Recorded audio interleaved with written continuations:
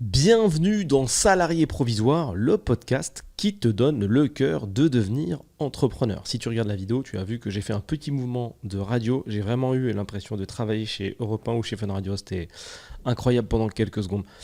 Alors, tu as lu le titre du podcast. Je pense que tu es en droit de te demander si j'ai pété un câble et si vraiment dans cet épisode, nous allons apprendre à arnaquer les gens, bien évidemment. Si tu ne le sais pas, moi j'ai une carrière d'arnaqueur qui est quand même assez importante puisque je scamme les gens depuis des années. Pour te dire, c'est même pas vraiment moi qui suis en podcast en face de toi, c'est une intelligence artificielle. Fallait que je t'en parle, voilà. C'est-à-dire que là, si tu me poses une question perso, je ne peux pas te répondre. Voilà. Donc, tout ce que je fais, tout ça, même la casquette est fausse, c'est juste, c'est un fond vert, c'est un fond vert. Bon, écoute, c'est un sujet, je pense, important, qui est hyper trendy, hyper capital, les arnaques. Ok. Comment arnaquer les gens? Je pense que si tu sais comment arnaquer les gens, ou en tout cas si tu sais comment ça se passe, c'est à peu près la meilleure défense que tu puisses avoir. Ok. Je pense pas qu'il y ait énormément de personnes qui parlent de ces sujets-là. Peut-être parce qu'ils ont peur de se faire taxer d'arnaqueurs eux-mêmes. Bon, il y a énormément d'informations disponibles sur Internet, il y a énormément de reportages, etc. Moi, je trouve ça super intéressant de pouvoir te faire un condensé pour te protéger et pour que tu puisses lire, en fait, dans ces tentatives d'arnaque. Aujourd'hui, on est on est tous sur un secteur, qui est le fait d'être humain, qui devient hyper taffé en termes de tentatives d'arnaque. Il y en a tout le temps. Des fraudes, des machins, des SMS, des mails. À l'époque, il y a très longtemps, c'était que des mails. Donc tu recevais un mail, il est marqué salut, moi je m'appelle Rémi Duval, je vis en Côte d'Ivoire, et il s'avère que je suis très ami avec un ministre en Côte d'Ivoire. Et comme t'es sympa, hein, ou que ton mail passait par là, je te propose d'hériter d'une partie de ma fortune. Voilà, c'est une fortune que j'ai pu acquérir en Côte d'Ivoire en vendant du chocolat, hein, on s'en fout. Mais bon, comme t'es sympa avec tes Français, voilà, je te propose de pouvoir acquérir une partie de cette fortune. Par contre, du coup, hein, regarde, je t'ai mis en PDF, en lien, en copie dans mon mail, les documents qui prouvent que j'ai cette fortune. Hein. Regarde, il y a un screenshot de mon compte bancaire. Et juste en dessous, il y a un système de dons. Donc tu as juste à renseigner ton nom, ton prénom, et puis tu vas pouvoir acquérir ça. Voilà, c'est super, c'est génial. PS, pour me prouver ta bonne foi, est-ce que tu peux me virer 400 euros par Western Union? Comme ça. Voilà. Par rapport aux millions que je vais te donner, c'est pas grand-chose. Voilà. À l'époque, les arnaques, c'était que ça. En tout cas, les plus visibles, c'était des trucs comme ça. Donc, ça va. Les gens se faisaient quand même avoir, parce qu'il y a un monde où, bon, comme d'habitude, dans l'arnaque, tout est une question de timing, tout est une question de moment de vie. Il faut pas dire, non, mais c'est impossible, moi je suis trop fort, je suis trop sécurisé, etc. Ça m'arrivera jamais. Il y a des timings. Je suis très, très renseigné sur ces sujets-là. Je sais vraiment comment ça marche. Moi, ça me passionne. C'est-à-dire que toutes les mécaniques, tout ce qui est mécanique, que ce soit machiavélique ou positif, ça me passionne. Moi, quand j'entends une arnaque ultra bien ficelée, je me dis, waouh, ils sont trop intelligents. Mais c'est dommage qu'ils mettent pas ça au service du bien. Mais bon, il y a toujours du positif, du négatif. Donc, les gens qui développent des programmes informatiques très poussés, qui sont du côté positif, c'est super. Mais les gens qui développent aussi des virus de ouf, c'est incroyable aussi, c'est tout aussi impressionnant. C'est pas bien, c'est pas éthique, c'est pas tout ce que tu veux, mais mécaniquement, waouh, c'est incroyable, magnifique. Autant que les gens qui font du bien. Je ferme la parenthèse sur ça. Donc à l'époque, c'était ça les arnaques. C'était des petits trucs comme ça, tu recevais des mails un peu marrants, tu les montrais à tes potes et regarde, j'ai encore hérité de 300 millions d'euros du prince du Gabon, et puis on passait à autre chose. Bon, là ça a évolué. Ça a évolué. Ça a évolué petit à petit. Il y a toujours eu des arnaques. Hein. Les arnaques au sentiment, les arnaques par mail, les conneries comme ça. Il y en a toujours eu, il y en aura toujours. Sauf que maintenant, avec l'IA, ça va encore plus loin. On va faire un petit tour d'horizon. Je vais te parler d'un petit peu de tout ce que je sais. Exceptionnellement pour cet épisode-là, j'ai même fait un petit plan pour essayer de noter les choses. Et après, j'aurai même une petite anecdote à te raconter sur le sujet qui va être plutôt marrante. Voire, je crois que j'ai même... En fait, je crois même que j'ai 2 anecdotes. Donc tu vois, je vais rajouter dans mon plan. Anecdote 1, elle va s'appeler PayPal. Et l'anecdote 2, elle va s'appeler espionnage. Ça te fait un petit peu de suspense, tu verras. Ok. Je vais te parler du classique en termes d'arnaque sur Internet. On va commencer bien sûr par les arnaques en ligne, c'est celle qui nous intéresse le plus. C'est le phishing. Tu as dû déjà en entendre parler, c'est un mot qui est tombé un peu dans l'espace commun maintenant. On sait à peu près ce que c'est le phishing, le pourquoi du comment et à quoi ça sert. Tout simplement, c'est le fait de se faire pêcher. Comment est-ce qu'on se fait pêcher? Donc avec une canne à pêche, tout simplement. On reçoit un message qui va peut-être, un mail qui va ressembler à quelque chose qu'on connaît, le site de notre banque, un site qu'on a consulté, un site sur lequel on est inscrit. Et ce site va nous demander, en tout cas ce mail va nous demander d'accomplir une action, et le phishing le plus basique, d'accomplir une action en rapport avec notre carte bleue. Une mise à jour de quelque chose, voilà. Il faut que tu mettes à jour ta carte bleue sur le site, parce qu'on a changé nos bases de données, etc. Vraiment, c'est du niveau zéro, ça n'a rien d'exceptionnel, et il y a 10, 15, 20 ans, ça passait, tu vois. On va dire dans les années 2000, c'est mieux. Ça passait encore. Le problème, c'est qu'on a passé un niveau dans le phishing. On a vraiment passé un niveau dans le phishing, parce que le hacking, et le fait de récupérer des bases de données en masse, c'est quelque chose qui se fait énormément. Et il y a énormément de vols de bases de données. Il y a eu le vol de la base de données de la caisse d'assurance maladie, il y a eu le vol de la base de données de milliers de sites. Et le problème, c'est que nous, gentils utilisateurs humains, on s'est inscrits sur ces différents sites. Et c'est là que c'est la merde. C'est là que, alors que tu n'as rien demandé, alors qu'on ne connaît pas ton nom, ton prénom, ton adresse mail, ton numéro, alors qu'on ne t'a jamais parlé, alors que tu n'as d'embrouille avec personne, tu peux recevoir des mails de phishing. Et ces mails de phishing, qui sont plus du niveau 0, mais du niveau 1, voire du niveau 2, voire du niveau 3, ils peuvent aller beaucoup plus loin. Parce que quand j'ai quelques infos sur toi, et que je t'en donne un peu dans le mail, je récupère un petit peu de confiance. Et quand je récupère un petit peu de confiance, je peux peut-être aussi récupérer ton numéro de CB si je te drive bien. Ça commence à être compliqué. Et donc le niveau 2, ou même le niveau 12 du phishing, on appelle ça du spearing. Alors, une spear, je te le fais avec l'accent français, on s'en fout, c'est une lance. Donc c'est une arme que tu connais, donc c'est un grand bâton avec au bout une pointe, c'est quelque chose qui est très précis. Tu vois, c'est quand tu spires quelqu'un, quand tu mets un coup de lance, globalement tu toucheras qu'une seule personne, tu vois. C'est pas comme une épée où tu peux mettre un mouvement circulaire et toucher plusieurs personnes, là vraiment un coup de lance, souvent c'est pour un, et à un endroit précis, c'est une petite pointe, ça va faire un trou à un endroit précis. Le spearing, c'est la version évoluée du phishing, parce qu'elle permet aux gens d'être ultra précis dans les informations qu'ils vont te donner et dans les informations qu'ils possèdent sur toi pour te mettre en confiance pour que tu puisses accomplir une action. Et là, c'est dangereux. Okay, donc rappelle-toi, phishing très classique, petit mail pas précis, etc. Phishing niveau 1, niveau 2, on a plus d'infos, on demande plus de choses, on copie le site de ta banque, voilà. Spearing, j'ai les infos sur toi, déjà. Mais comment je les ai eues, ces infos? Je les ai eues parce que j'ai acheté au marché noir des bases de données qui contenaient des dizaines de milliers d'infos, des centaines de milliers d'infos, et que je fais du mailing ou de l'envoi de messages de masse. Et la loi des nombres oblige, si tu fais X milliers de fois la même action, au bout d'un moment, tu vas parvenir à tes fins. Tu vas tomber sur le mec qui, comme par hasard, a acheté il y a 2 jours sur le site Under Armour, et comme par hasard, toi, tu as les bases de données de tout Under Armour parce que c'est disponible, parce que ça s'est fait hacker en masse. Tu vas comme par hasard tomber sur des gars qui sont en train de renouveler leur carte vitale, et tu vas leur demander d'accomplir une action qui, comme par hasard, va parfaitement coller avec le moment où ils en sont dans la mise à jour de leur dossier. Ça marche.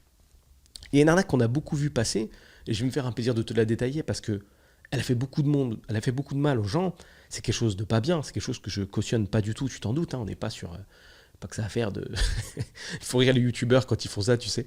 Ils exposent un truc, et comme ils sont très très connus, ils sont obligés d'en mettre des caisses pour expliquer. Bon, bah écoutez, on va parler d'accident de la route, mais on ne cautionne pas. Hein, une voiture qui rentre dans une voiture et des gens qui meurent. Ah non, non, non, pas d'accord. Pas bien du tout, tout ça. Non, non, non, non, non. Ouais, t'as compris ma position par rapport à ça. Je ne suis pas un hacker, je ne suis pas un arnaqueur non plus, mais il faut qu'on en parle. Parce que si tu comprends, tu peux te protéger. C'est ça qui m'intéresse. Donc, une méthode qui a été très violente, qui a été utilisée récemment là, et puis depuis pas mal d'années, c'est le fait de faire un mélange de phishing spearing par SMS. Donc tu vas donc là, les mecs récupèrent des bases de données, numéros de téléphone en masse, ou ils les autogénèrent, parce que finalement, quand tu vas chez ton opérateur, ton numéro c'est 06 49 42 11, etc. C'est pas un mec qui va l'inventer à la main, c'est généré. Donc si tu peux générer, tu peux rétro-ingénérer. Donc ça veut dire qu'une fois que tu as compris comment les numéros de téléphone étaient générés, dans la mesure en plus, c'est encore plus facile, puisque toutes les plages de numéro 06 sont prises, c'est-à-dire qu'aujourd'hui, tu ne peux pas prendre un numéro en 06 parce que c'est pris au global. Donc tu vas avoir un 07 si tu changes de numéro. Donc finalement, on peut partir du fait qu'en tapant au hasard, c'est encore pire, hein, 06 47 22 12 12 12, on tombe sur quelqu'un. Il n'y a même plus besoin de réfléchir. À une époque où il y avait une plage de numéros qui était indisponible, c'est-à-dire au début de la téléphonie, tous les numéros en 06 n'étaient pas pris. Maintenant, c'est plus le cas. Tous les numéros en 06 sont pris. Donc, tu peux créer un robot qui autogénère les numéros et partir du fait que tu peux récupérer tous les numéros de France en un coup. Il n'y a rien d'exceptionnel à faire. Tu n'as même pas besoin de voler les bases. Là où ça devient intéressant d'avoir des bases, c'est de pouvoir faire de l'enrichissement et te dire, bah tiens, on a volé des bases de X site, le numéro 06 machin, il correspond à Anthony, boum, plus de précision, etc. Tu reçois un SMS qui te dit, elle fait mal celle-là, il faut que tu mettes à jour ta carte vitale. C'est quelque chose de commun, tout le monde en a une, globalement. Tu t'en es pas trop occupé, ça n'éveille en toi aucun ce qu'on appelle red flag. Je te donne dès le début l'explication du terme red flag. Un red flag, à savoir un drapeau rouge, c'est quelque chose qui te fait tiquer, quelque chose qui te fait te dire « Ouh !» Bizarre l'ambiance. Bizarre l'ambiance. Tu rentres dans une pièce, dans une soirée, il y a un mec assis au fond, il y a une odeur un peu étrange de soufre, c'est pas bien éclairé, il y a une télé qui passe les mêmes images en boucle, il y a quelqu'un qui est par terre qui bouge pas trop.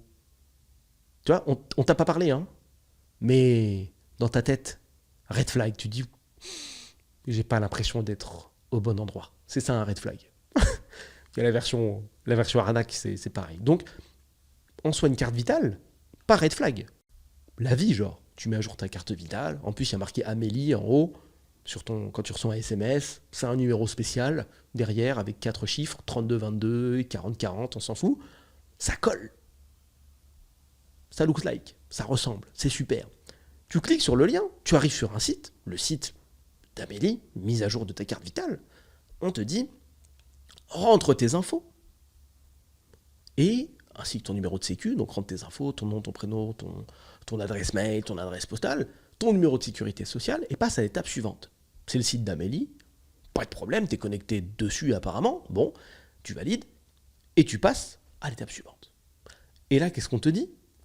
Tu pourrais te dire, en tant que non-initié, ouah, c'est là qu'ils vont essayer de me voler ma carte bleue et waouh, ça va être une somme de ouf, ils vont me demander 20 €, et s'ils font 20 € fois des centaines de milliers de personnes, ça fait énormément d'argent. Non, c'est pire, c'est pire. Encore plus machiavélique que machiavélique. Plus machiavélique que d'aspirer tous les numéros de France. Plus machiavélique que de reproduire le site d'Amélie que tu connais. Plus machiavélique de s'être dit, tiens, on va essayer de les viser, mais avec un truc qui va pas trop les mettre en red flag et en visant le truc le plus insignifiant de ton portefeuille. Pire encore, on va aller encore plus loin, tu vas voir. Tu mets tes infos pour payer effectivement ton renouvellement en confiance, parce que ton renouvellement apparemment va être facturé 60 centimes. Qu'est-ce que tu risques ? 60 centimes. Au pire, on te vole 60 centimes. Ça va. Toujours pas de red flag. Tu mets ta CB, tu payes, ça passe. Et voilà. Il se passe rien. Ta maison n'a pas explosé, ton téléphone est toujours en vie, tu as toujours accès à ton compte Instagram, à ton compte bancaire. Tout va bien. Jusque-là, tout est OK. On pourrait se dire, oh, ils ont récupéré le numéro de CB, ils vont l'utiliser et acheter dans tous les sens. Mais ils peuvent pas. Enfin, il y a peu de chance. Il y a le 3D Secure maintenant. Toutes les banques te signalent à chaque fois que tu lances ton application bancaire qu'il y a des fraudes, qu'il faut se sécuriser 15 fois. Donc finalement, si j'ai ton numéro de CB, à moins vraiment d'aller sur des sites très douteux, ça va être compliqué d'acheter. Après, il y a d'autres solutions. Ils pourraient copier ta carte, etc. et dépenser comme ça. Mais non, tu t'en rendrais compte, donc tu la bloquerais assez rapidement. Non, là, on est sur une escroquerie d'un autre niveau. Le but, c'est siphonner ton compte bancaire. Donc, à coup de CB, ça va être long, tu vois. Rares sont les gens qui ont des CB sans limite de paiement, tu vois. Tu peux pas aller voler une carte bleue, l'utiliser dans un magasin de luxe et acheter 3 fois 10 000 € de sac, tu vois. Il y a pas de chance que ça passe. Même il y a pas de chance que ça passe, tu vois. Donc, il faut une autre méthode. Étape suivante, laisser reposer la patte. L'arnaqueur a donc les infos qui te concernent, tout, parfait, nom, prénom, numéro de téléphone, adresse, etc., ton numéro de CB, il va rien utiliser de tout ça. 2-3 semaines passent, Et c'est là qu'on rentre dans un autre type d'arnaque qui me permet de faire une transition assez parfaite. Et ça existe depuis la nuit des temps. Et ça existera toujours, puisque la faille de sécurité la plus importante dans un système, c'est l'humain. Le social engineering. Le social engineering, c'est le fait de savoir comment fonctionnent les humains pour déclencher chez eux des réactions particulières et les amener où tu veux. Bien sûr, de manière machiavélique, bien évidemment. C'est jamais très très positif quand tu fais du social engineering, tu t'en doutes bien. Sauf si tu es bien intentionné et que tu veux sauver les gens. Bon, ça se discute, tu vois. Ça se discute. Tu peux traduire ça en manipulation si tu préfères. Donc, le social engineering commence. Tu reçois un appel de ta banque, quelqu'un qui s'exprime bien, pas de trigger particulier, tu vois. Alors que quand tu reçois un appel du CPF, t'entends des accents de ouf. Tu dis, ah vas-y, c'est bon, CPF et tout. Ça dit, ouais, je m'appelle Martin Dubois, avec des accents. Tu te dis, waouh, c'est non. T'as pris le nom le plus français, avec la voix la moins française. T'as zéro accent français, gars. Ça se sent que tu t'appelles pas Martin Dubois. C'est impossible. C'est impossible. Non, c'est non, c'est refusé. Donc, red flag, donc tu raccroches, tu vois. Petit problème dans la chaîne de conversion, là, tu vois. Autant recruter des gens qui parlent parfaitement français sans accent, comme ça, c'est discret. Chose qui est un peu relou, j'en place une, parce que moi je bosse avec des mecs qui ont des accents et qui sont des gens incroyables, et il n'y a aucun problème avec ça. Ce qui me fait chier, c'est que parfois je leur fais faire des calls, et comme ils ont un accent, les gens ils sont là, ah ouais non c'est relou, on va encore me proposer une merde. Ça c'est très désagréable. C'est ultra chiant. Mais bon, passons. Cette espèce de discrimination qui est devenue automatique, c'est-à-dire que les centres d'appel dans d'autres pays, que ce soit, j'en ai vu au Maroc, j'en ai vu au Sénégal, j'en ai vu ailleurs, ont tellement passé de calls qu'il y a certains accents, Afrique noire, disqualifiants de ouf. C'est cherche même pas à faire un métier en rapport avec le téléphone en ayant un accent. Genre, ça a disqualifié des gens en France qui ont rien demandé. Ils ont rien demandé. Et moi, j'ai un pote, il vit depuis. Quoi, il est arrivé ici, il avait 3 piges. Mais il a quand même un accent rebeu. Même s'il a plus de 30 ans. Et c'est ok, tu vois, il n'y a rien d'exceptionnel. Et lui, il est mort pour le téléphone. C'est dead. Dès qu'il commence à engager de conversation professionnelle, tout de suite, il y a le soupçon. Et les gens, ils maîtrisent même pas. Hein. Ils sont là, ouais, d'accord, ok. Oui, d'accord. Il peut vendre le meilleur service du monde, c'est mort. Disqualification. Très chiant. Très, très chiant pour lui. Je reprends sur la méthode. On laisse reposer la patte.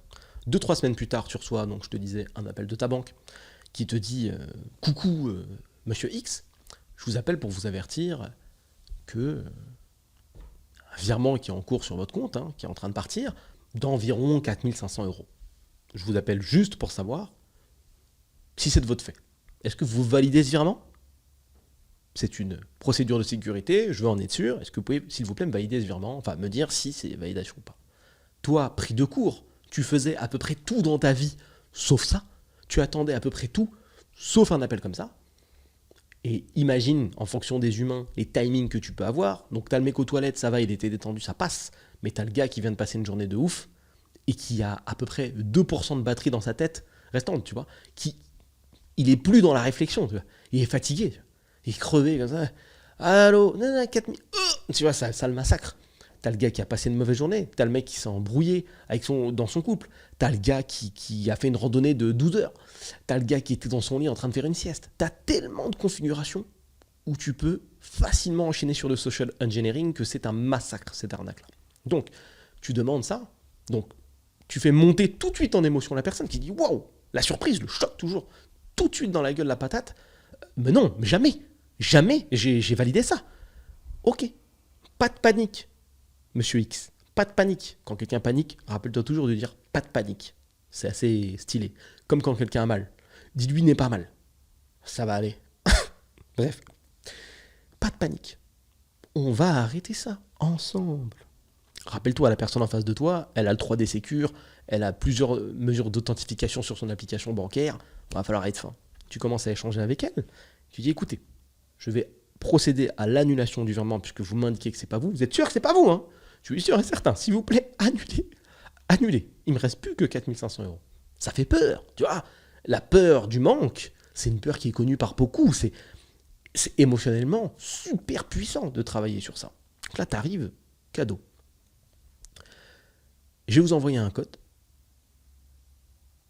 Et via ce code, vous allez me le communiquer, c'est aussi une mesure de sécurité. Et ça me permet de pouvoir annuler ce virement. par exemple. Donc ça peut être comme ça. Ou sinon, pire, ça peut te dire, attendez, je veux être sûr que ce soit bien vous. Est-ce que vous pouvez me confirmer que vous habitez bien à l'adresse? Tu donnes juste une partie de l'adresse, par exemple, tu vois, les mecs qui faisaient ça.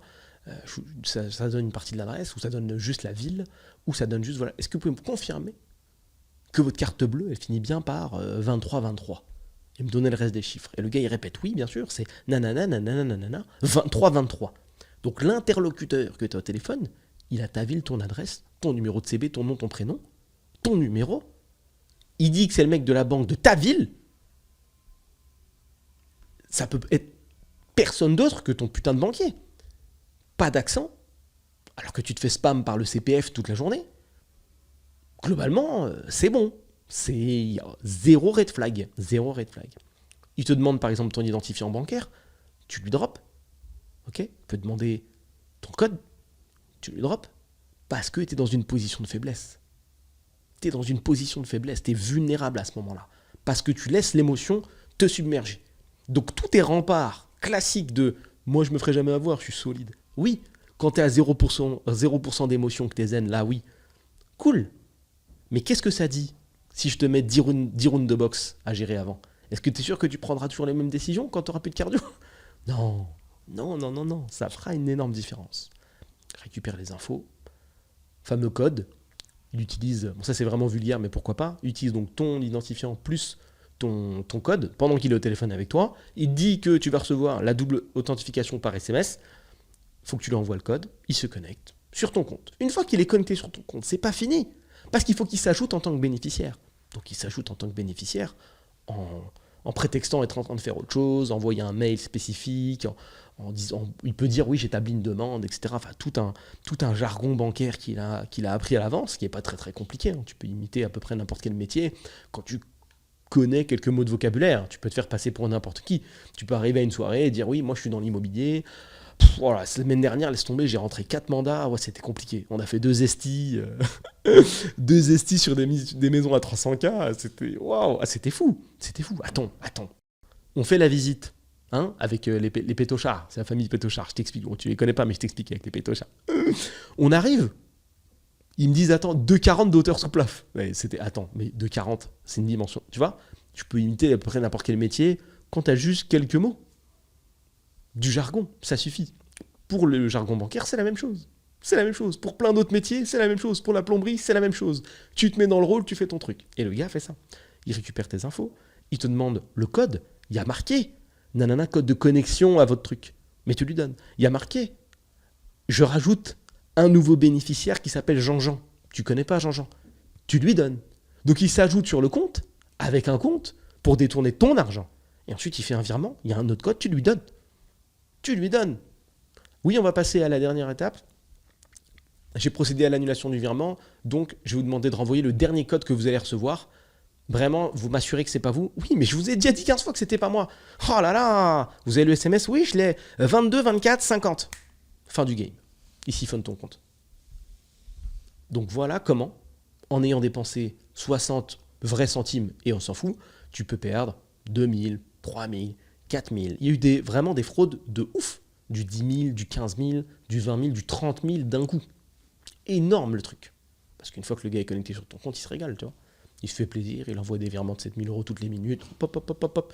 Il vide tout ça, il passe à autre chose, et après il passe au client suivant. Voilà. Multiplie ça par le nombre de SMS qui sont envoyés. Multiplie ça par la loi des nombres. Multiplie ça par les timings. Et par la chance, la même que tu as, enfin comment dire, je vais dire la chance, ouais, là on peut parler de chance. Si je te fais passer 100 appels, et que tu peux voir à chaque fois les comptes bancaires des gens, admettons, on va plutôt prendre ça en mode physique. Là on sort dans la rue, on parle à 100 personnes. Est-ce que tu penses qu'on va croiser des gens qui ont plus de 50 000 € sur leur compte ou plus de 100 000? Bah oui, on va au moins en croiser une ou deux. Donc essaye de multiplier ça par le nombre de personnes, tu vois. Sur 1000 numéros, 2000 numéros, tu vas rencontrer des gens très pauvres, mais tu vas rencontrer des gens aussi riches. Et tu vas les flinguer, quoi. Tu vas les flinguer. Et il y a des gens qui sont vraiment fait flinguer beaucoup d'argent. Donc ça, c'est une méthode, mi-phishing, mi-spearing. Voilà, c'est du SMS. Il y a un peu la méthode similaire. Donc, si tu veux, la technique est la même, mais l'approche est un petit peu différente. On a vu l'approche Netflix Il faut que tu mettes à jour tes coordonnées bancaires sur Netflix si tu veux pouvoir continuer à bénéficier des services. Netflix, c'est un service qui est pris par énormément de personnes en France. Donc, tu as beaucoup de chances de tomber juste. Derrière, faux site Netflix, même stratégie avec tes appels. Il y a la stratégie du colis, ça c'est la même chose, je le reçois tout le temps ce putain de SMS, avec marqué, il y a une anomalie dans votre colis, dans la livraison de votre colis. Aujourd'hui, le marché du e-commerce en France, il est énorme. Des commandes de colis, il y en a énormément, des dizaines de milliers. Je te dis des dizaines de milliers, mais ça se trouve, il y en a des centaines de milliers, ça ne m'étonnerait pas. Oui, des centaines de milliers par jour. Par jour, si tu arrives à voir des vidéos, des chaînes pas de production, mais des chaînes de gestion logistique de la Poste ou des différents transporteurs, tu vois les colis, ça ne s'arrête pas. Ça tourne 24/24. Il y a un colis tous les 10 cm sur le tapis. Tac, tac, tac, tac, ça ne fait pas de pause.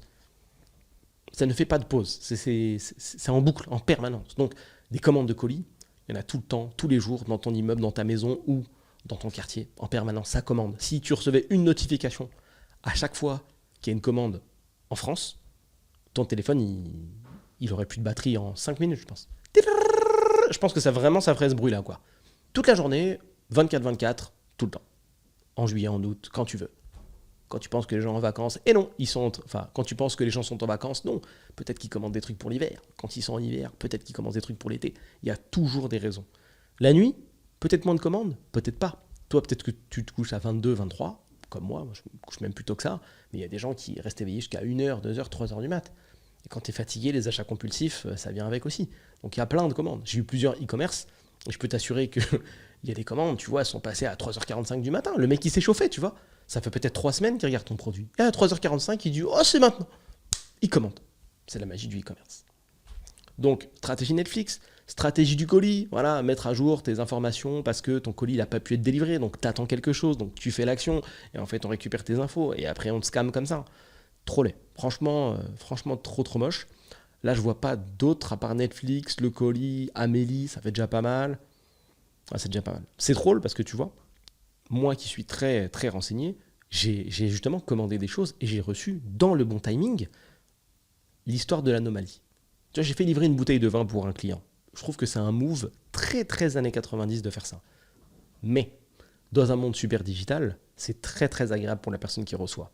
Parce qu'on a tellement l'habitude que tout soit digitalisé, que tout soit immatériel, que quand tu as quelqu'un qui bosse avec toi et qui fait l'effort de t'envoyer un objet physique, ça fait du bien. Parce que tu as un petit bout de son attention chez toi. C'est particulier. Et tu peux ressentir des choses. Là, c'était une bouteille de vin, donc tu peux la boire, tu peux la partager. Tu peux dire, waouh, c'est cool, c'est un cadeau parce que j'ai accompli des choses et ça m'a amené ça. Et j'ai pas payé. C'est encore plus agréable, tu vois. Tu as plein de sentiments comme ça qui se mélangent.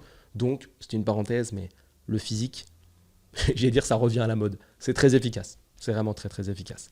Dans certaines circonstances, s'il te plaît, n'envoie pas de flyer si tu veux trouver des clients. On n'est pas non plus, faut pas pousser non plus, ok. Donc, ça c'est un volet SMS, etc. Un volet SMS mail. Il y a aussi, bien sûr, les faux sites de vente. Alors ça fait un massacre. C'est-à-dire que tu vas te positionner sur une pénurie, un manque, un besoin que tu as détecté en tant qu'arnaqueur, et tu fais un faux site. Enfin, un site, en fait, c'est un vrai site à la base. Tu peux prendre des paiements, mais tu n'envoies rien.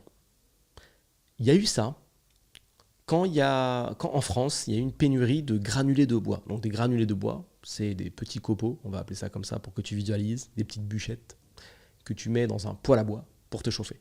Okay. Il y a eu une méga pénurie en France, à un moment, ce qui fait que acheter à la base un sac de granulés de bois, quelque chose qui coûtait 3-4 euros, tu vois, comme tu vas acheter, je sais pas, un sac de litière pour ton chat, c'est passé à 12-13 euros. Imagine, demain t'arrives, ta litière elle coûte 24 euros. Parce qu'il y a une pénurie de litière. C'est un peu ça. Donc, tu fais un site, litière.fr, tu dis que tu as les marques les plus connues, donc, tu prends les photos sur Google, tu mets des prix.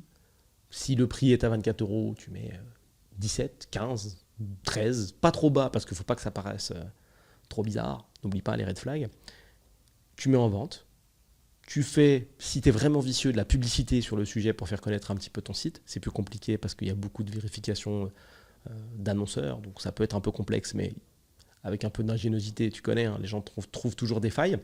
Tu lances ça, Tu laisses les gens payer sur ton site et tu n'envoies rien. Parce que tu n'as rien en fait. Mais tu voles les gens. C'est très direct. Mais quand tu vas toucher des gens qui sont en difficulté, donc là c'est des gens qui voulaient se chauffer, je t'avais dit, il ne faut pas beaucoup d'éthique pour aller voler les gens. C'est vraiment, tu n'en as rien à foutre de la situation des gens. Tu n'as pas d'argent, je te vole ton livret A. Tu ne peux pas te chauffer, je te vole ta thune. C'est vraiment moche. Mais bon bref, on va pas. Le karma, on l'espère, se chargera de leur envoyer des voitures dans le visage. Ça, on ne peut rien faire. Donc ça, les faux sites de vente, un grand classique. Un grand classique. Toujours dans le secteur un petit peu bancaire, mais un petit peu plus physique, t'arrives à récupérer, il y en a qui arrivent à récupérer les numéros de gens qui sont potentiellement fortunés, donc ça demande un réseau un petit peu plus complexe, mais ils vont viser des vieilles personnes. Et ce qu'ils vont faire, c'est qu'ils vont par exemple prétexter le remplacement d'une carte bleue. Voilà, donc tu appelles une vieille personne, tu dis que tu es sa banque, parce que tu as récupéré les infos d'une manière ou d'une autre, il y a tellement de solutions, peu importe, et tu lui dis en fait que tu vas procéder au remplacement de son carte bleue. Tu envoies un coursier, c'est pour ça que je te dis il faut un réseau, tu envoies quelqu'un qui se fait passer pour un employé de la banque, qui arrive avec un petit coffret et la carte bleue, et tu indiques que si la personne, tu indiques à la personne que si elle veut sa nouvelle carte, déjà on lui livre à domicile, c'est stylé, elle doit donner son ancienne ainsi que son code pour valider l'échange. La personne te remet sa carte, son code. Ce qu'on appelle un vol par ruse pour le coup. Très compliqué de se faire rembourser, très moche, très actuel, des milliards de reportages sur le sujet, moche as fuck. Le gars il est en fin de vie, t'es là, tu le tons, et après c'est parti, comme t'as la CB, il y a de l'argent, il n'y a pas de limite de paiement, si t'as de la chance entre guillemets, tu déglingues sa CB quoi. Et après tu vas en prison aussi. Ça c'est la bonne partie ça. Ça c'est la très très bonne partie. Bien sûr pour les gens qui connaissent un petit peu tout cet écosystème un peu black, je vais pas tout décrire, je vais forcément en oublier parce que chez moi c'est loin d'être une spécialité. Moi je suis admiratif entre guillemets du niveau d'ingéniosité parce que j'aime beaucoup les gens qui sont intelligents. Maintenant, je ne vais pas faire de liste exhaustive et parfaite de tout ce qu'il existe. Je te parle de ce que j'ai pu observer, que ce soit dans des reportages ou dans mon entourage. Parce que mine de rien, tout le monde est concerné. Mon oncle a été touché, ma mère non, mon père non, mais mon oncle c'est déjà pas mal. C'est déjà pas mal. Ce qui me permet de faire une transition vers un sujet que j'ai déjà, creusé un petit peu quand je vous ai parlé du fameux copy trading. Le fameux copy trading. Vous vous rappelez de celui-là? On a bien rigolé. Il y a un podcast entier dessus, donc je ne vais pas trop en parler non plus. Mais le copy trading, ça a fait du mal aux gens. C'est toujours le même sujet. Quand la promesse est trop grosse et qu'on vous dit vous n'avez qu'à copier les traders qui fonctionnent aux États-Unis pour vous aussi vous enrichir, c'est pas possible. Même si tu vois aucune objection. Il n'y a pas de red flag puisqu'on te dit écoute, tu vois un trader, tu vois toi, tu copies ses moves, ce qu'il fait. À ton échelle. S'il gagne, tu gagnes. Il n'y a pas d'arnaque. Explique-moi l'arnaque. C'est vrai que, premier abord, il n'y en a pas. Mais il y en a quand même. Le red flag sur ce sujet-là, c'est l'argent, écoute bien, l'argent facile n'existe pas. L'argent facile n'existe pas. Qu'importe la configuration, qu'importe si c'est ton frère qui vient te voir et qui te dit j'ai une opportunité pour toi, ça n'existe pas. On oublie l'argent facile. On oublie. Ça doit être ton red flag numéro 1. Ne rêve pas. Quand c'est trop beau, quand c'est trop simple, laisse tomber. Ou sinon, ça veut dire qu'il y a un prix à payer important. Je peux te donner une config. Ou deux. Vendre de la drogue. Ça ressemble à de l'argent facile, ou en tout cas plus facile à acquérir que si tu vas taffer. Il y a des consommateurs partout. C'est un peu difficile à avoir. Tu peux développer un petit réseau, etc. Argent facile. Le prix à payer, le risque d'aller en prison, ne pas pouvoir parler de ce que tu fais et avoir une vie à partir d'un certain niveau très très très particulière. Le risque d'être blessé, le risque d'être tué. Tu vois, est-ce que vraiment ça en vaut la peine? Faut voir. Je t'invite à écouter diverses interviews ou podcasts de personnes qui ont eu cette vie-là, qui ont fait un petit tour en prison derrière. Écoute un petit peu la mentalité, écoute un petit peu, et c'est super intéressant, la saveur de cet argent gagné trop facilement. Écoute à quel point il y a un lien entre le labeur et la récompense. C'est-à-dire que quand les choses t'arrivent trop facilement, il n'y a aucun plaisir. C'est plus kiffant, c'est nul, c'est nullissime. Donc, n'aie pas peur de sortir de ta zone de confort et de rencontrer la difficulté. Parce que c'est cette difficulté qui permet de kiffer après quand ça marche. Si tout est simple, c'est nul. Ça fait une vie fade. Fade. Très, très fade. Très, très, très fade. L'autre exemple, au-delà de la drogue, c'est un exemple que j'aime beaucoup, c'est OnlyFans. Tu vois, t'es une meuf, tu dis vas-y, ça part en OnlyFans, c'est quelque chose qui marche bien. Il faut qu'il y ait des gens qui font 10 cas par mois, 15 cas par mois. Moi, je cautionne pas de ouf. Hein. Moi, je cautionne pas de ouf. Tu fais ce que tu veux. Mais pareil, je fais ce que je veux. Je suis pas obligé de cautionner. Moi, je trouve pas ça stylé. Dignité, ça dégage. En parler, très complexe. À moins que tu sois totalement décomplexé, ce qui fait de toi aussi un humain un peu particulier. C'est space, tu vois. Et dans tous les cas, ça reflète pas un équilibre de ouf. Tu vois, si t'es possédé par la thune au point de pouvoir jeter en l'air ta dignité, écoute, c'est le prix. À partir du moment où tu es OK de payer le prix, c'est bon pour toi alors. Tu peux accepter. Moi, je suis sûr qu'il y a plein de meufs, plein de mecs qui sont OK avec ça hein, et qui acceptent totalement. Et si ça leur va, parfait. Moi, je juge pas. Je cautionne pas et je juge pas. Chacun sa vie. Mais attention à ça. Quand c'est trop facile, il y a du prix derrière. Et encore, je dis c'est trop facile. Mais qui a dit que vendre de la drogue, c'était facile en soi? Qui a dit que passer du temps sur OnlyFans, c'était facile quand t'es personne, quand t'es pas connu, t'as pas de communauté. C'est les mêmes difficultés qu'un business normal, quoi. Mais bon, sans le style et sans la dignité, quoi. C'est problématique. Ça, tu l'as déjà un petit peu plus entendu, c'est bien sûr l'usurpation d'identité. Alors ça, c'est un sacré massacre aussi. Il est possible d'acheter des papiers d'identité de gens, de vraies personnes, de ton pays ou d'autres pays, sur le fameux dark web. Ok. Et pas en faire des tonnes sur ce dark web, c'est quoi, etc. C'est un web un petit peu plus dark, où il se passe des choses un petit peu plus sales. Il est possible de faire ça. Il y a des gens, et franchement, c'est encore une fois déplorable, de qui on a volé l'identité pour aller souscrire des crédits. Voilà. Donc un jour, pareil, tu es en train de vivre, tranquille, ta petite vie. Tu te pointes à la banque, pour toi-même si tu veux générer un crédit, voilà. Et on regarde, et dans cette banque en question, on te dit, tiens, alors, si c'est dans la même banque, on te dit, tiens, mais vous avez déjà un crédit en cours.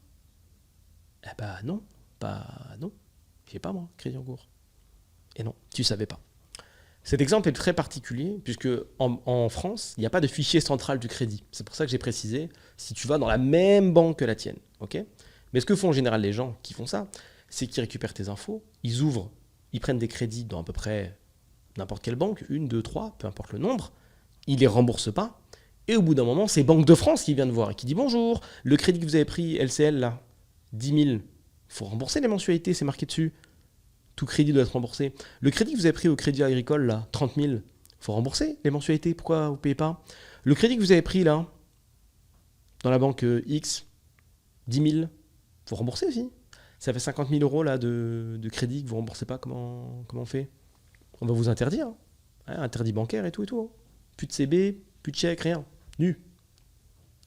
Voilà. Ça, c'est les situations moches dans lesquelles les gens ont été plongés pendant des années. Va prouver que c'était pas toi. On te sort un contrat, hein, ton nom, ton prénom, ton adresse, ta carte d'identité photocopiée, bam bam, ta signature, et tu dis non, c'est pas moi. Ah, c'est pas toi. Hein. Waouh. J'ose même pas imaginer.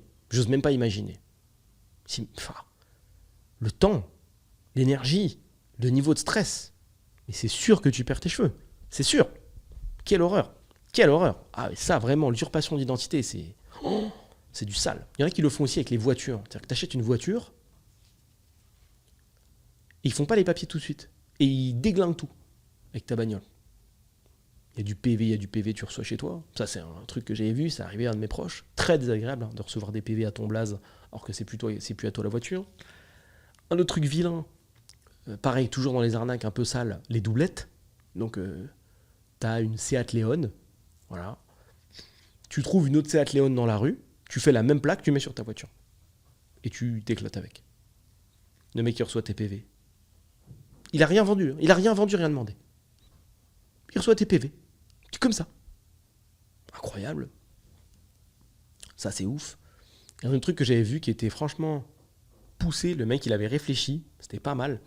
C'était un un voleur de voiture. Et lui, ce qu'il faisait, c'est qu'il repérait, par exemple, une voiture qui était garée devant chez toi dans ta maison. Prenons, par exemple, une Golf, peu importe le modèle, enfin, peu importe le chiffre, tu vois, 3, 4, 5, 6, 7, 12, une Golf.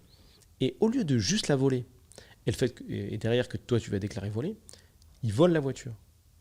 Il part avec, il en met une autre, potentiellement même modèle qui peut également être volé.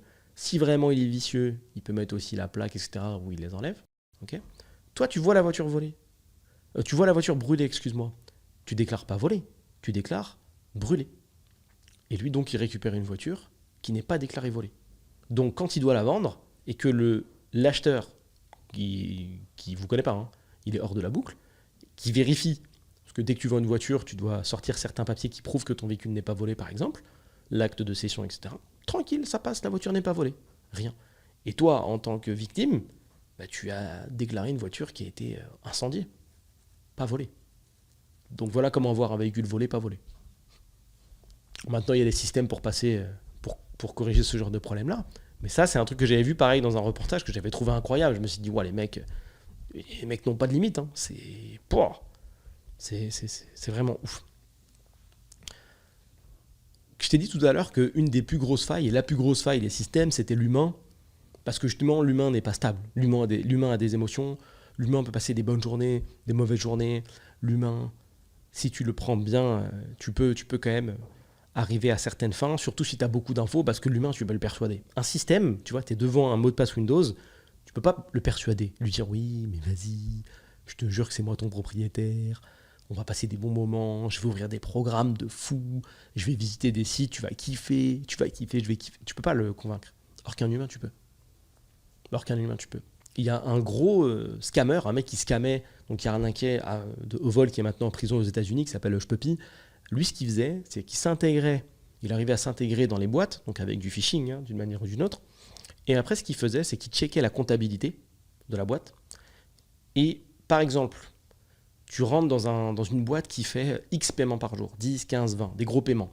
La personne qui a la comptabilité, elle fait plus trop attention, tu vois. Elle, c'est son quotidien de dépenser 100 000 euros pour la boîte, c'est la base, quoi. 100 000 ou 200 000. Elle envoie, boum, ça paye 10, 15, 20, 30K, pap, ça fait des virements rapidement. Lui, donc, il détectait les boîtes comme ça. Il arrivait à avoir accès à la boîte mail. Et depuis la boîte mail, ce qu'il faisait, quand il y a une facture entrante qui arrivait, donc par exemple, tu es allé chez Apple pour l'entreprise, tu as acheté 15 PC, mais tu as demandé un paiement par virement bancaire dans un second temps, un genre de paiement professionnel. Tu as une facture de 25 000, 30 000 euros. Elle arrive. Lui, pendant la nuit, ce qu'il fait, c'est qu'il remplace la facture et il met son RIB dessus. Et les gens, d'eux-mêmes, les entreprises et la compta, envoyaient l'argent sur son RIB. Et il faisait ça fois le nombre d'entreprises, tu vois. C'était un massacre, il a détourné des millions. Lui, ce qui a après causé sa perte, c'est qu'il était beaucoup trop... Comment dire ? Il rêvait d'être célèbre, en fait. Il rêvait d'être célèbre, donc il affichait un train de vie vraiment élevé de fou. Jet privé, villa, bien évidemment, voiture, meuf, tu connais, classique, les marques, clients super spécifiques chez certaines marques. Mais voilà, il a oublié que les services spéciaux sur Terre, ça existait aussi. Et surveiller les gens qui ont trop d'argent, c'est fait. Donc au bout d'un moment, gars, quand tu arrives à un certain niveau de richesse, quand on a demandé à Versace, t'étais client premium, quand on a demandé à Gucci que t'étais client premium, et que tu t'es chauffé, que tu dis non, mais là je suis dans une boutique privée Gucci, on l'a privatisé pour moi, je peux dépenser 2, 3, 4, 5 millions, personne ne le saura, c'est entre nous. Ça reste une entreprise privée, quoi. Hein. Donc quand il y a un service de renseignement qui cherche à avoir des infos sur ton compte client, il les récupère, c'est pas un problème, tu vois. Et puis quand on voit que tu as dépensé 5 millions chez Gucci cette année, on dit tiens, c'est beaucoup quand même. Hein. Comment on va étudier un peu la provenance des fonds, tout ça. Et puis ce que tu publies sur les réseaux sociaux, hein, le nombre de voitures, on dit tiens, 2, 3, 4, 5, 6, 7, 8, 9, 10 Rolls-Royce. Ils ont vraiment acheté ça. On va demander à Rolls-Royce pour voir. Bonjour, vous avez vendu Ah, vous avez vendu, d'accord. Il a acheté, il a payé cash en plus. Ah, intéressant. Il fait quoi dans la vie déjà, lui? Rien. Ah ouais, c'est beaucoup quand même pour un chômage, 8 millions d'euros de voiture. Je dis ça, je dis rien. Ça a augmenté les aides. Hein. Bizarre l'ambiance. Voilà. Quand tu te fais spy et étudier pendant des années, au bout d'un moment, voilà, lors d'une soirée, c'est comme ça que ça s'est fini, à Dubaï, dans l'hôtel Versace, dans sa suite, dans laquelle il avait bien sûr plusieurs millions de dollars en espèces, il a entendu ces 3 petits sons qui mettent fin à ton rêve, à savoir FBI, open the door. Ils sont rentrés, ils l'ont trouvé avec des brouteurs, donc d'autres personnes qui étaient chargées de scam, parce que le mec avait des équipes, hein, il est parti sur un truc tentaculaire, des ordinateurs portables, des montres, des voitures, à remplir un parking complet. Comme j'ai pu te le dire, des millions de dollars en espèces. Il y a un moment, tu peux plus dire oui, mais non, mais parce que moi j'ai une usine de cacao. Non, non, non, non. Il n'y a pas d'usine de cacao. Il n'y a pas. Après, là où il a déconné, c'est qu'il a tenté de blanchir de l'argent pour un groupe de hackers, encore une fois. Parce que, évidemment, l'argent dont je te parle, là, ça là, toutes les arnaques dont je t'ai parlé, alors enlève les trucs un peu physiques, mais toutes les arnaques web dont j'ai pu te parler, et encore, j'ai pas parlé de crypto, tout ça, ça génère beaucoup de trésor, mais cette trésor, il faut bien la blanchir d'une manière ou d'une autre. Tu sais, comme dans les films, on dit, ouais, il faut blanchir l'argent. Eh oui, parce que 100 000 euros volés, tu peux pas rentrer dans la banque avec 100 000 euros en espèces, dire bonjour, je peux les déposer sur mon compte? Non, on n'est pas à Malte ici, donc non. Il faut blanchir, il faut justifier. Comment? Provenance des fonds, pourquoi? C'est qui? T'as déjà reçu un appel de ta banque comme ça? Tu dépenses 1000 euros en espèces, tu déposes, 1000 euros, 2000 euros en espèces sur ton compte, parce que t'as vendu une merde, un iPad, un téléphone, j'en sais rien, et ta banque t'appelle, ou même l'argent de tous tes anniversaires, tu déposes d'un coup. Bonjour, est-ce qu'on peut justifier la provenance des fonds? C'est bizarre quand même. Imagine avec 50 000, imagine avec 100 000, et imagine à la hauteur des sommes que j'ai pu t'indiquer. Quand tu siphonnes les comptes des gens tous les jours, 5, 10 000, 15 000, 20 000, 30 000, 40 000, 50 000, sur la semaine, tu peux faire quand même beaucoup, beaucoup, beaucoup d'argent. Mais cet argent, ça peut être compliqué de l'utiliser. Je dirais même que ça peut être compliqué de l'utiliser pour faire de grandes choses, parce que au début, c'est marrant, je pense. Tu sais, quand tu arrives à un niveau de richesse sympa, tu dis, tiens, je peux m'acheter des trucs, je peux partir en vacances, je peux acheter du luxe, je peux acheter un PC, je peux acheter un ordinateur, je peux acheter un téléphone, le dernier machin, les dernières sapes. Mais ça, là, ça correspond à une somme d'argent qui est limitée, tu vois ce que je veux dire? Si je te donne 50 000 euros pour faire tout ça, tu auras ton dernier PC. PC fixe, PC portable, téléphone, vidéoprojecteur, le système audio qui va avec, excuse-moi, la dernière caméra si tu veux. Mais je ne sais même pas si tu vas réussir à les dépenser les 50 000 euros. Le problème, c'est que quand tu tapes 50 000 euros semaine, qu'est-ce que tu fais de la thune? Comment tu fais pour la faire passer de noir à blanche, en fait? Ça devient un problème, tu vois. Et là, tu t'exposes à diverses choses qui t'amènent bien souvent dans la fucking prison. Et c'est tant mieux, c'est ta place. C'est ta place. C'est bien. C'est très très bien. T'avais qu'à monter un vrai business. Pas bien de scammer les gens. Parce que on parle pour l'instant de finances, là. Mais le niveau de douleur que tu répands, il est énorme. C'est-à-dire que tu compenses, toi, tes énormes moments de joie, ils sont nourris avec les larmes des gens, tu vois. Imagine tu passes des soirs, imagine que tout ton bonheur, tu vis un grand kiff, et automatiquement tu fais super mal à quelqu'un sur Terre au pif. Je pense qu'on rigolerait même pas. Là, ce que je viens de faire, pouffer de rire, on le ferait pas. On dirait non. Là, il y a un mec qui il a marché peut-être sur une pierre. Si je fais ça, il y a un mec qui va se faire mal, je peux pas pouffer. Eux, ils s'en foutent. Ça vole des comptes. C'est le distributeur automatique. Ils en ont rien à foutre. J'ai vu un autre reportage un peu il y a pas longtemps sur un truc comme ça, où les mecs, c'est tellement des psychopathes, donc les arnaqueurs, tellement dans l'ego, tellement dans la folie, ils rappelaient les gens pour leur dire hey, je t'ai arnaqué. Alors, t'as vu ton compte? L'humanité? Allô, l'humanité, elle est où? Pourquoi tu fais ça? Tellement d'ego, tellement de zèle. Après, c'est parce que c'est des jeunes, hein. C'est des jeunes petits bouffons qui font ça. Mais c'est fou de faire ça. Tu voles 10 000 euros à quelqu'un. Tu le roules dans la farine. Déjà, il se sent mal. Il a envie de crever, même si ça reviendra et c'est pas si grave. Il va s'en remettre. Tu l'appelles pour lui dire, gars, je t'ai volé, t'es vraiment une merde. Salut. Oh là, vraiment, il y a des gens. Ils sont bercés très, très, très, très près du mur. Donc, plus grosse faille des systèmes, comme d'habitude, les humains, parce qu'on n'est pas stable, ça tu le sais. Prends le temps toujours d'analyser les red flags. Prends le temps toujours de te poser la question de savoir s'il y a des red flags. Et je vais t'en donner un ou quelques-uns, je vais voir en fonction du feeling que j'ai, qui revient souvent, c'est celui en rapport avec l'argent. Dès qu'on commence à te dire, oui, mais pour accéder à ça, il faut payer un truc, red flag. Dès qu'on te dit, oui, mais j'ai besoin de telle info, red flag. Pour ce qui est de sites internet, tu sais, c'est-à-dire quand tu reçois par exemple un SMS pour vérifier la provenance d'un colis ou autre, ne clique pas sur le lien. Va toi-même sur le site. Parce qu'on ne peut pas voler le site. En tout cas, c'est plus difficile. Très, très, très difficile. Donc va toi-même sur le site, depuis même un autre truc que ton téléphone si tu veux, va consulter toi-même avec ton numéro de suivi si c'est vrai. Renouvellement carte vitale, va toi-même sur Amélie. Pourquoi tu cliques sur le lien? Parce qu'il y a là le problème, c'est que tu cliques sur le lien. Va toi-même. Bien sûr, je suis passé au-dessus de toutes les arnaques sur les réseaux sociaux qui sont full social engineering, où les gens te contactent pour te proposer des choses, comme d'habitude. C'est trop gros. Te proposer des deals, te demander des choses, faire ami-ami. Et au bout d'un moment, il faut payer, ça se sent. Il y a toute une économie autour de ça, que ce soit au Bénin ou au Côte d'Ivoire. Les fameux brouteurs, dont le youtubeur Sandoz parle énormément. Donc je vais vraiment pas m'étaler dessus. Si le contenu t'intéresse, va voir. Il en parle beaucoup. Voilà, de mecs qui ont juste Internet, un PC, un cerveau, Google Traduction. Et ils sont là, ils font des arnaques au sentiment. C'est-à-dire qu'ils vont aller séduire des gens qui sont en difficulté en France. Donc ils vont aller choper une mère séparée de 55 ans qui essaye de refaire sa vie. Ils vont créer une vraie fausse relation amoureuse pour lui soutirer de la thune, ce genre de choses-là. Tout va être sujet à un paiement. Est-ce que tu peux m'envoyer 500 euros pour que je puisse faire ça? Est-ce que tu peux faire ci? Je dois refaire mes papiers, j'ai besoin de 600 balles. Je dois me déplacer, j'ai besoin de 1000 euros. J'ai entendu d'autres arnaques sur un gars qui s'est fait passer pour quelqu'un qui faisait des travaux à l'étranger. Salut, je t'envoie le contrat de travaux qu'on est en train de faire. Là, on est sur un chantier à 260 000 $. Je t'envoie également le screenshot de mon compte bancaire personnel avec 150 000 $ dessus. Tu vois, c'est la vraie banque. Tu peux aller toi-même sur le site de la banque voir. Donc, tu ne peux pas te connecter, mais le site de la banque existe. C'est la vérité, mais bon, tu t'es pas connecté. J'ai besoin que tu m'envoies 10 000. Là, il faut que j'allonge 10 000 pour finir de poser des poutres sur le chantier en question. Moi, mes comptes sont bloqués parce que je suis, je sais pas, tu trouves une raison. Alors, est-ce que tu peux m'envoyer 10 000? Voilà comment tu peux faire sauter 10 000 balles à une mère qui a 55 piges, qui a économisé 40 000 € dans sa vie et qui va se délester de 10K d'un coup pour cette relation, dans l'espoir pour l'amour. Je pense que c'est ça une de nos... Attention à prendre avec des pincettes ce que je vais te dire, mais je pense que c'est ça une de nos plus grosses failles chez nous les humains, c'est l'amour. C'est qu'on a besoin d'amour. Et c'est génial, hein. Mais l'amour, c'est une faille de ouf. C'est une faille de ouf.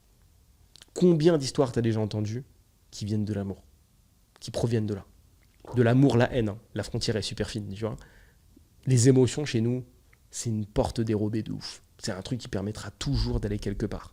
Tu peux prendre un mec hyper fort en cybersécurité, précis, pointu, connecté, c'est son métier, il sait ce qu'il fait. Mets-le en difficulté dans son couple. Prends-le au bon moment. Prends-le en pleine nuit. Il a divorcé il n'y a pas longtemps. Il est en galère. Il a la tête focus sur ses enfants. Il n'a plus envie de taffer. Envoie-lui la bonne personne. Les bons trucs, tu peux l'avoir. Alors que c'est son métier. L'amour. Résultat, il ne faut pas aimer, les gars. Le psychopathe. Je plaisante. Mais c'est une faille de fou. C'est une faille de fou, mais quand vous analysez, quand tu analyses, essaye d'analyser avec toujours un petit pas de recul pour comprendre la situation et ce qui se passe. Quand ça parle de thunes, essaye de comprendre. Mon compte bancaire, un virement sur mon compte, bouge pas, je vais voir. Je vais sur mon appli, je regarde. Je vois pas de virement, monsieur. Non, mais c'est en cours, vous le voyez pas. Bah si, je suis censé le voir. Si vous le voyez, je le vois. Tu peux pas me tester. Tu peux pas me tester. C'est mort. C'est mort. Ça m'est arrivé comme s'il y a quelques jours avec la livraison de la bouteille de vin, je t'ai même pas détaillé. Donc j'ai reçu un SMS qui parlait de l'anomalie. Et en fait, si tu veux, cette bouteille de vin, je l'ai fait envoyer depuis un magasin. Et j'avais le numéro du mec qui a fait l'envoi. Donc j'ai pas répondu au SMS, j'ai pas cliqué sur le lien. J'ai fait un screenshot. Vraiment, ça a donné ça. Screenshot, c'est 2 boutons sur l'iPhone. Envoie au gars, bonjour. Voilà. Il m'a répondu. Alors, je vais voir si j'ai encore le message. Ouais, j'ai retrouvé le message. Bonjour, c'est le livreur, votre colis rentrez pas dans la boîte, merci de choisir un nouveau créneau. C'était ça. Ou même c'était un autre, avec une anomalie, bref, peu importe. Non, c'était ça. Chronopost, la livraison de votre colis a été interrompue car elle ne respectait pas le point indiqué. En sachant que j'ai fait l'expédition de cette bouteille de vin, elle a galéré à arriver à un truc de ouf, comme si je l'avais envoyée au Pérou. Hein. Elle est arrivée en 4 jours. Donc déjà, ça me saoulait qu'elle n'arrive pas. Tu vois, ça m'a bien saoulé. Et comme par hasard, je reçois ce message. Timing, je t'ai dit. Screenshot, j'envoie au mec et il me dit « Bonjour, ce message ne concerne pas votre colis qui a bien été livré. J'ai la preuve de réception. Il s'agit d'un message d'arnaque.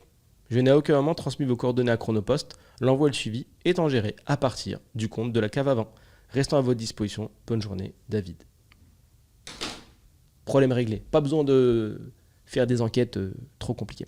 Je voulais rapidement te parler de 2 anecdotes. Donc l'anecdote PayPal, excuse-moi, l'anecdote espionnage. Ah, non, c'était il y a longtemps, mais bon, peu importe. Un jour, je suis chez WAM. Je suis tous les jours chez WAM, mais là, un jour, je suis chez WAM. Et je reçois un message, il y a marqué paiement de 997 euros effectué depuis votre compte PayPal. Waouh. Ok. Panique à bord de ouf. Je sais pas ce qui se passe. Je vais sur mon compte PayPal. Je vois marqué moins 997 euros. C'est discount. Achat d'un téléphone et tout.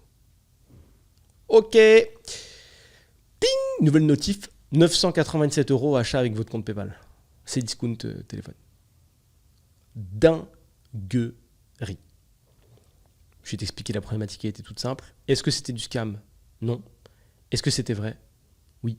Qu'est-ce qui s'est passé? Problème de sécurité de ma part. Pas de double authentification. Et les mecs avaient acheté des bases de données sur des sites. Et les sites sur lesquels je m'étais inscrit, j'ai dû mettre un moment où ils ont testé les mots de passe, différents mots de passe. Ils ont testé sur mon compte PayPal, c'est passé, ils ont acheté avec.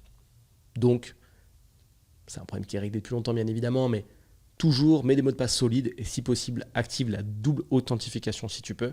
Et si possible le Google Authentificator, ce qui est très très compliqué à craquer puisque là il te demande un code pour que tu essaies de te connecter et dis bon, il y a un code autogénéré depuis votre téléphone seulement sur Google Authentificator, mettez-le dans la petite case pour que ça marche. Donc c'est-à-dire que même si quelqu'un te vole ton téléphone, te vole ton numéro, il peut rien faire avec. Ça me fait penser à un autre truc qui est assez vénère aussi, c'est le card swapping, où les gens en fait vont voler ton numéro parce que justement ils vont appeler ton opérateur, faire preuve de social engineering pour mettre la pression à la personne qu'ils ont en ligne, demander un renouvellement de carte SIM qu'ils vont récupérer, activer ta carte SIM nouvellement reçue, ce qui désactive ta vraie carte SIM. Ensuite, après, ils ont ton numéro et là, ils se connectent au compte dont ils ont besoin. Ça, c'est totalement du spearing. C'est pas quelque chose qui est fait au hasard. Tu es déjà une cible, tu as un truc important à voler, super intéressant, de la crypto-monnaie, un compte un peu bizarre, on veut te taper, c'est sûr. C'est pas au hasard qu'on s'emmerde à faire ça, parce qu'il faut vraiment être technique pour arriver à mettre de la pression.